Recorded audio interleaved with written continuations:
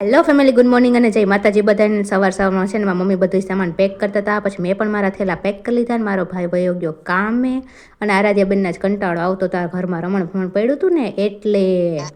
અને આ રમણ ભમણ એટલા માટે પડ્યું હતું કે છે ને મારા પપ્પાને આ રૂમ ફેરવીને છે ને એનું પોતાનું ઘર છે ને ત્યાં રહેવા જવાનું હતું. ને મમ્મી બધી રસોઈ તો બનાવી નાખી હતી, મારે ખાલી રોટલી જ બનાવવાની હતી. ત્યાં તો અભય પણ આવી ગયા હતા, એને બેનને તૈયાર કરી દીધી ને પછી બધા બેસી ગયા જમવા માટે. અને જમી કારવી લીધું ને ત્યાં ટેમ્પો પણ આવી ગયો હતો એટલે બધા સામાન પેક કરવા માંડ્યા. અને હું આરાધ્યાબેન તો એટલે એક સાઈડમાં બેસી ગયા હો.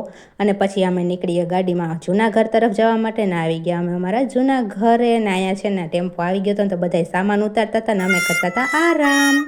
ને પછી બધાએ પણ સામાન હારી લીધો ને ત્યાં બધાની ટેટી પાકી ગઈ હતી ને એટલે બધાએ પણ આરામ કરી લીધો. ને પછી અભય નીકળી ગયા હતા પોરબંદર જવા માટે. ની આરાધ્યાબેનને દીકો દીકો કરતા હતા. અને પછી અમને બધાને કહી દીધું ટાટા બાય બાય.